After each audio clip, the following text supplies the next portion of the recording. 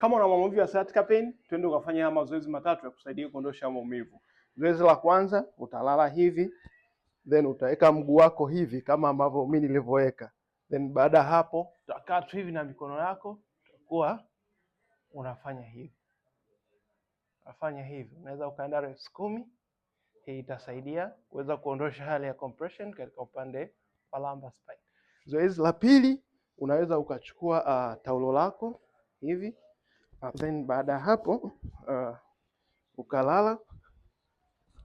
ukalala hivi, then ukabinya hivi taulo, ukawa unanyosha mguu wako hivi katika ule mguu ambao unakupa maumivu. Kwa mazoezi haya mawili yataweza kukusaidia kuondosha hali ya compression katika upande hapa wa lumbar spine. Baada ya kulala hivi, utakuwa unanyanyuka hivi.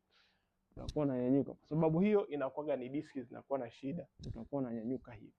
Sasa hii itakusaidia pia upande huu kuweza kuondoa hali ya compression au ni muscles. Kwa hakikisha unafanya hao mazoezi